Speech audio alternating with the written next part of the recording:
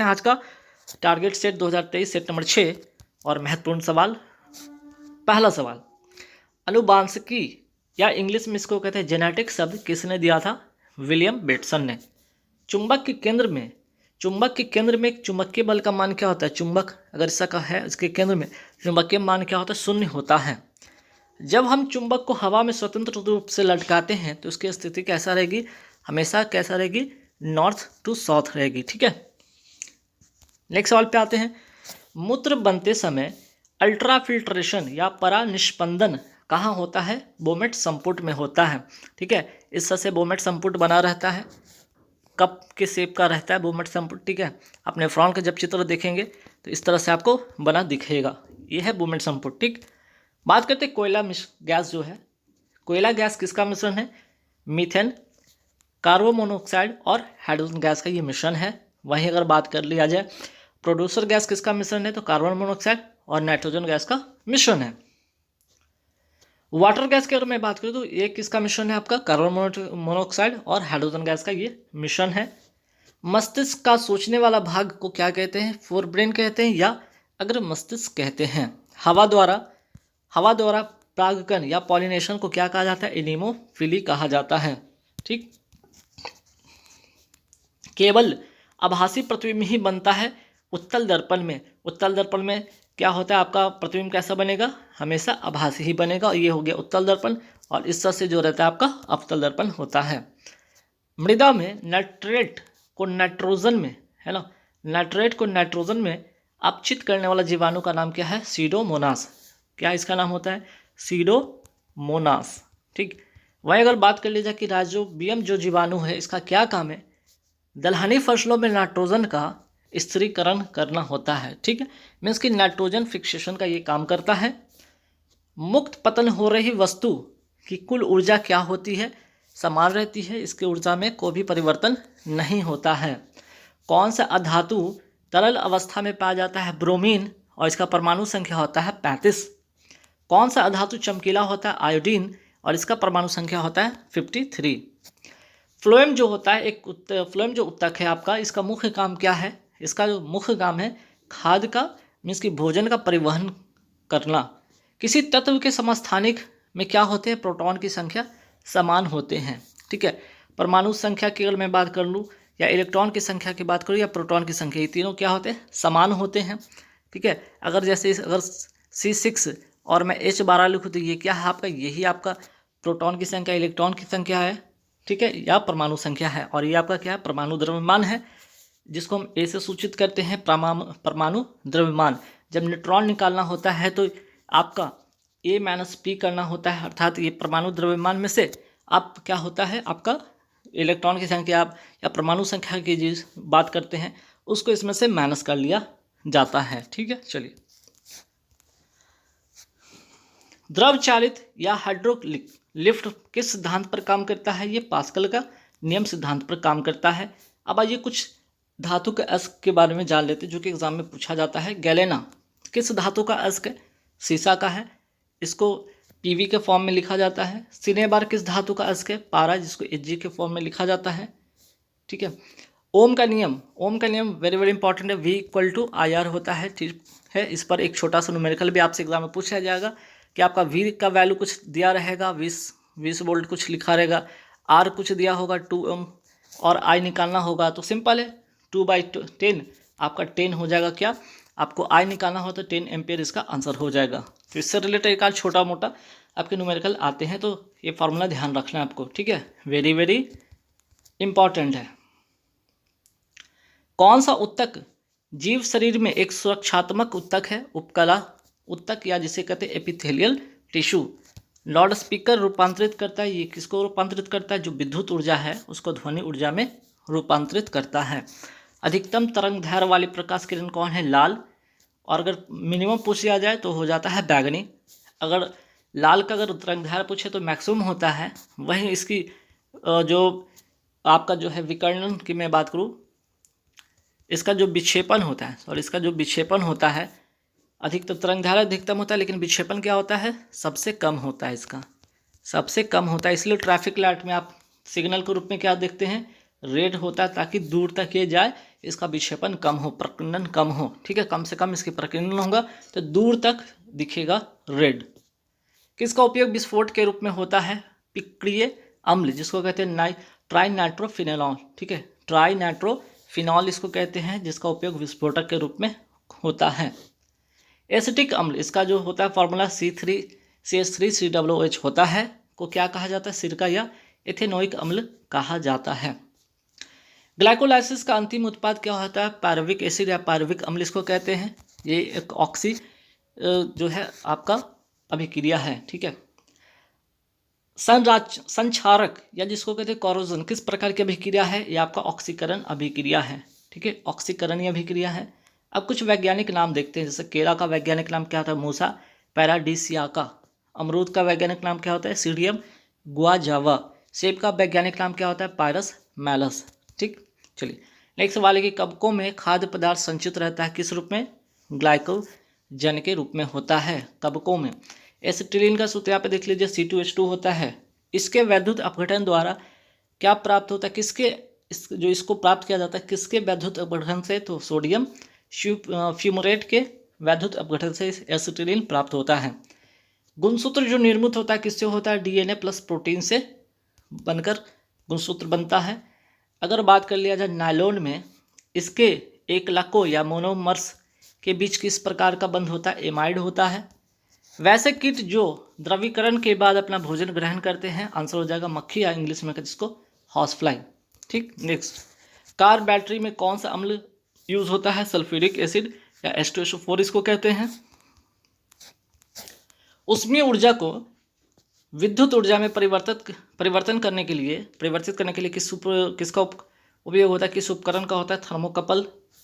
Galena मूल रूप से क्या है? एक सल्फाइड है, ठीक है। गैलेना किसका? इसके शीशे का जो है, यहाँ पे अभी मैंने आपको बताया शीशा का क्या होता है? गैलेना, जिसको PbS लिखा जाता है, ठीक है। लेड सल्फाइड, तो सल्फाइड इसका हो जाएगा मूल रूप से। गैलेना जो है मूल रूप से क्या है? एक सल्फाइड है। सरीसृप तथा उभयचर की मैं बात करूँ, इसके हृदय में कितने चैम्बर होते हैं? तो 3 चैम्बर होते हैं। उदाहरण के रूप में कछुआ हो गया आपका, सरीसृप हो गया, मेढक जो हो गया आपका उभयचर हो गया, ठीक है।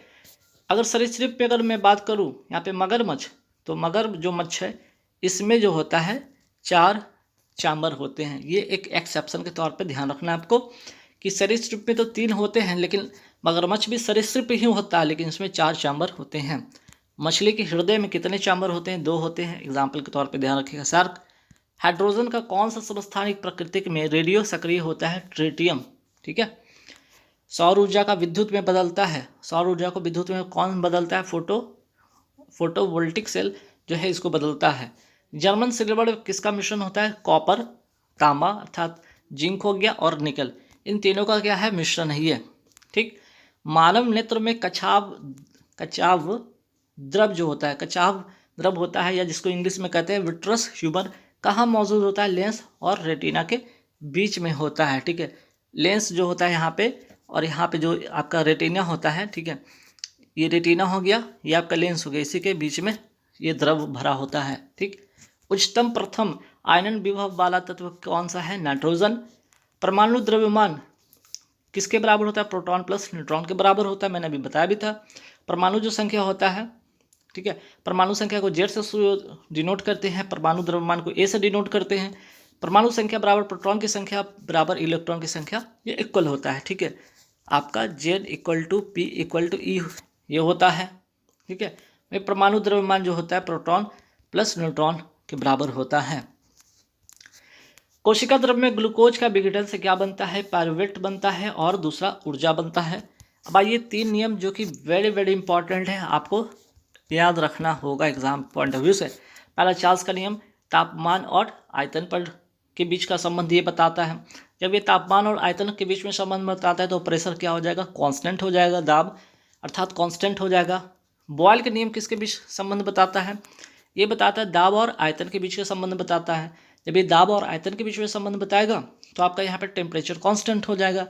गैलुसैक का नियम जो होता है किसके बीच का संबंध बताता है? दाब और तापमान के बीच का संबंध बताता है। तब यहाँ पे जो आपका वॉल्यूम होगा वो कांस्टेंट हो जाएगा। ये 3 बात याद रखना है, चार्ल्स का नियम, बॉयल का नियम और गैलुसैक का नियम। ठीक है। न्यूलैंड्स के अष्टक नियम दिया किस लिए था? तो ध्यान रखिएगा, न्यूलैंड्स ने दिया था।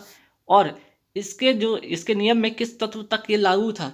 तो इसका जो नियम जो था, कैल्शियम जो था, यही तक ये लागू था। न्यूलैंड्स के आवर्त सारणी में किस तत्व पर अंत हुआ था? थोरियम पर अंत हुआ था। पानी में जो देखते होंगे बुलबुला, वो किस तरह से व्यवहार ये करता है? ठीक है, पानी में हवा का बुलबुला जो व्यवहार करता है, ये पानी इस पर बुलबुला देखते होंगे, ये अवतल लेंस की तरह काम करता है, लेकिन व्यवहार जो करेगा अवतल लेंस की तरह, ठीक है, लेकिन दिखेगा कैसे? उत्तल लेंस की तरह दिखेगा, ये उत्तल लेंस की तरह, लेकिन व्यवहार करेगा अवतल लेंस की तरह। ठीक है, चलिए। ध्वनि का पिच किस पर निर्भर करता है? आवृत्ति पर निर्भर करता है। ध्वनि का तीव्रता किस पर निर्भर करता है? आयाम पर निर्भर करता है। ये दोनों मोस्ट इंपॉर्टेंट क्वेश्चन है, ये चारों ही इंपॉर्टेंट क्वेश्चन है। एग्जाम में भर भर के सवाल है, इस तरह के बहुत ऐसे सवाल आप उठा के देखिएगा, मीन्स कि बहुत सारे ऐसे एग्जाम उठा के देखिए, ये जो 4-5 ऐसे सवाल आपके सामने अब दिख रहा होगा, ये किसी न किसी एग्जाम में ही पूछ लिया गया है। जैसे कि अनुत्रंग धार या लॉन्गिट्यूडनल वेव का उदाहरण है ध्वनि, वहीं ट्रांसवर्स वेव का उदाहरण आपका है प्रकाश। ठीक है, और जितने भी आपका विद्युत चुम्बकीय तरंग ये सारे के सारे क्या है? ये सारे से सारे आपको ट्रांसवर्स वेव हैं, अर्थात अनुप्रस्थ तरंग, जैसे अल्फा बीटा गामा, जितने भी सॉरी यहाँ पे आपके इंफ्रारेड हो गए, ठीक है, आपके जो भी है दीर्घ तरंग हो गए, इंफ्रारेड हो गए, अवरक्त किरणें हो गए, परावैंगनी किरणें हो गए, ये सारे के सारे क्या हैं? अनुप्रस्थ तरंग हैं। बोरेक्स या सुहागा का सूत्र क्या है? बोरेक्स या सुहागा का सूत्र Na2B4O7 10H2O। ठीक है। साधारण फिटकरी का रासायनिक नाम क्या है? पोटास एलम, इसका सूत्र होता है KAlSO4 का उल्टू इंटू 24S2 होता है। उत्तल लेंस की अगर मैं बात करूँ, समान आकार का प्रतिबिंब कहाँ पे बनेगा? तो हमेशा 2F पर होगा, तभी समान आकार का प्रतिबिंब बनेगा, है ना, समान आकार का प्रतिबिंब बनेगा, वास्तविक उल्टा और बराबर बनेगा। उत्तल लेंस में आभासी बड़ा और सीधा प्रतिबिंब कहाँ पे बनेगा? जब वस्तु F और P के बीच में होगा। एड्स का वायरस किसको प्रभावित करता है? टी लिम्फोसाइट को प्रभावित करता है। पीएच वैल्यू किसने दिया था? सोरेनसन ने दिया था। जठर रस का पीएच मान कितना होता है? 7 से कम। अगर ये 7 से कम होगा तो अम्लीय कहलाएगा। और कहाँ से स्रावित होता है? अमाशय से, अर्थात स्टमक से, पेट से स्रावित होता है। हाइड्रोजन का जुड़ना क्या कहलाता है? अपचयन कहलाता है, जिसको इंग्लिश में कहते हैं रिडक्शन। वहीं प्राथमिक चट्टान कहा जाता है किसको? आग्नेय चट्टान को प्राथमिक चट्टान कहा जाता है। आग्नेय चट्टान का उदाहरण है ग्रेनाइट और बेसाल्ट। ज्वालामुखी क्रिया से कौन सा चट्टान बनता है? आग्नेय। चट्टानों के आयु का पता किससे लगाया जाता है? यूरेनियम डेटिंग से। ठीक, तो ये भी मोस्ट इंपॉर्टेंट क्वेश्चन है, ध्यान रखिएगा। चट्टानों का अध्ययन क्या कहलाता है? पेट्रोलॉजी कहलाता है। न्यूनतम प्रकीर्णन किस रंग का होता है? तो न्यूनतम प्रकीर्णन लाल रंग का होता है, मैक्सिमम होता है बैगनी रंग का, और मैक्सिमम प्रकीर्णन जो होता है बैगनी रंग का होता है। अच्छा, अधिकतम जो होता है इसका तरंगदैर्घ्य होता है क्या? लाल रंग का अधिकतम तरंगदैर्घ्य होता है, तो न्यूनतम प्रकीर्णन होता है, ध्यान रखना। प्लास्टर ऑफ पेरिस का सूत्र क्या होता है? CaSO4 × 12H2O होता है। वहीं जिप्सम का सूत्र है CaSO4 × 2H2 होता है। जब जिप्सम को 373 डिग्री केल्विन पर गर्म किया जाता है तो क्या प्राप्त होता है? Plaster of Paris. मैंने अभी प्लास्टर ऑफ पेरिस का सूत्र यहाँ पे बताया, CaSO4 × 12H2O होता है। प्लास्टर ऑफ पेरिस विश्व की पहली वैक्सीन चेचक का टीका, इसके खोजकर्ता कौन है? Edward Jenner. कोशिका विभाजन में कौन सा कोशिकांग सहायक होता है? सेंट्रोसोम या तारकाय हिंदी में कहते हैं। आत्मघाती की थैली किसे कहा जाता है? लाइसोसोम को कहा जाता है। सबसे छोटा कोशिकांग क्या है? राइबोसोम। जेनेरेटर का जो कार्य है, जेनेरेटर का कार्य क्या है? यांत्रिक ऊर्जा को विद्युत ऊर्जा में बदलना। वही विद्युत मोटर का काम है विद्युत ऊर्जा को यांत्रिक ऊर्जा में बदलना। लिगामेंट और टेंडन के बारे में बहुत बार आपने सुना होगा, एग्जाम में कुछ सवाल इससे भर भर के पूछा गया है। जैसे कि हड्डी से हड्डी को जोड़ता है, हड्डी को हड्डी से जोड़ता है लिगामेंट, हड्डी को मसल से जोड़ता है टेंडन। प्रोटीन के पाचन में कौन सा अम्ल सहायक होता है? Most important, very very important question, कि प्रोटीन को पाचन में कौन सा अम्ल सहायक होता है? HCl होता है। HCl को हाइड्रोक्लोरिक अम्ल कहा जाता है। शक्ति का इकाई क्या है? वॉट है। एक अश्व शक्ति बराबर 746 वॉट होता है। प्रोपेन में कितने हाइड्रोजन होते हैं? तो प्रोपेन में कितने हाइड्रोजन होते हैं? 8 होते हैं। Methane, ethane, propane. यहाँ प्रोपेन की अगर बात किया जाए तो अगर कार्बन 3 होगा, प्रोपेन कार्बन की संख्या अगर 3 होगा तो क्या होगा यहाँ पे, अगर H2N लिख रहे हैं +2 लिख रहे हैं तो यहाँ पे 3 रखिए, ये 2 हो गया, 3 दूना 6 और +2 8 हो गया। तो हाइड्रोजन की संख्या क्या हो गया, प्रोपेन में 8 होता है, C3 है ना, और H8 होता है, इसको कहते हैं प्रोपेन। प्रोपेन का सूत्र क्या होता है, C3H8 होता है। और अल्केन ग्रुप का होता है, ध्यान रखना है आपको। अगर क्षेत्रफल 4 गुना होगा तो प्रतिरोध R पर क्या प्रभाव पड़ेगा, ये 1/4 हो जाएगा। प्रतिरोध का फॉर्मूला जरूर याद रखना है, ρL/एरिया, ρL/एरिया, ठीक है, R ρL/एरिया। तो जो आपका है R directly proportional to L होगा, ठीक है, और R inversely proportional to area का होगा। अगर प्रतिरोध बढ़ेगा तो लंबाई भी बढ़ेगा, प्रतिरोध घटेगा तो लंबाई भी घटेगा। यहाँ पर प्रतिरोध अगर बढ़ेगा तो एरिया कम हो जाएगा, ठीक है, क्षेत्रफल घट जाएगा। अगर क्षेत्रफल बढ़ेगा तो प्रतिरोध कम हो जाएगा, ठीक। नेक्स्ट सवाल पे थे, ऑक्सीजन का जुड़ना और हाइड्रोजन का घटना क्या कहलाता है, ऑक्सीडेशन, ठीक है। ऑक्सीजन का, यहाँ पे ऑक्सीजन का हटना और हाइड्रोजन का जुड़ना क्या कहलाता है, रिडक्शन, ठीक है। तो हाइड्रोजन का जुड़ना ध्यान रखिए, हाइड्रोजन का जुड़ना, ये जो होता है हाइड्रोजन का जुड़ना ऑक्सीडेशन कहलाता है, वहीं हाइड्रोजन का जुड़ना रिडक्शन कहलाता है। दोनों बातें ध्यान रखना है। एंटासिड क्या है भाई, एंटासिड को कहते हैं मैग्नीशियम हाइड्रोक्साइड कहते हैं, MgOH का होल 2 या मिल्क ऑफ मैग्नीशिया से कहते हैं। इससे पेट की अम्लता क्या होती है, जो अम्लीय पेट में हो जाता है जिसके कारण अपच हो जाता है, उसको दूर किया जाता है। और ये एक प्रबल क्षार है। प्रिज्म कितने रंगों में विभेद होता है, प्रिज्म सब जब प्रकाश गुजरती है तो 7 रंग में विभेदित हो जाता है, 7 कलर में ये विभेदित हो जाता है, ध्यान रखना है आपको। दर्पण सूत्र जरूर याद रखिए, 1/v + 1/u = 1/f होता है। वहीं लेंस सूत्र 1/v - 1/u और 1/f होता है। तो ध्यान रखिएगा, दर्पण में प्लस होगा, लेंस में माइनस होगा। प्रतिरोध का सूत्र इसलिए मैं बता रहा हूँ, ये फॉर्मूला याद रखिएगा क्योंकि इस पर एक न्यूमेरिकल आ सकता है सवाल, ठीक है, न्यूमेरिकल सवाल आएगा तो आराम से आप बना सकते हैं। प्रतिरोध का फॉर्मूला भी मैंने बताया था कि R = ρL/एरिया होता है, ठीक है। ऊष्मा का सूत्र H = I² होता है। लेंस की क्षमता का सूत्र जो होता है P = 1/f होता है, यहाँ पे ठीक कर लीजिए, P = 1/f होता है और f हमेशा मीटर में होता है, ध्यान रखिएगा। सेंटीमीटर में एग्जाम में आपको देगा, लेकिन सेंटीमीटर और मीटर में कन्वर्ट करके ही आंसर निकालना होगा। शक्ति का ये 3 फार्मूला एकदम रख लीजिएगा। P = VI होता है, यहाँ पे थोड़ा सा P जैसा या रो टाइप का लिखा गया, P कर लीजिए, ठीक है। P = VI होता है, फिर P = जो होगा यहाँ पे I² R होता है और P = V² R होता है। 3 फार्मूला रट लीजिएगा एग्जाम पॉइंट ऑफ व्यू।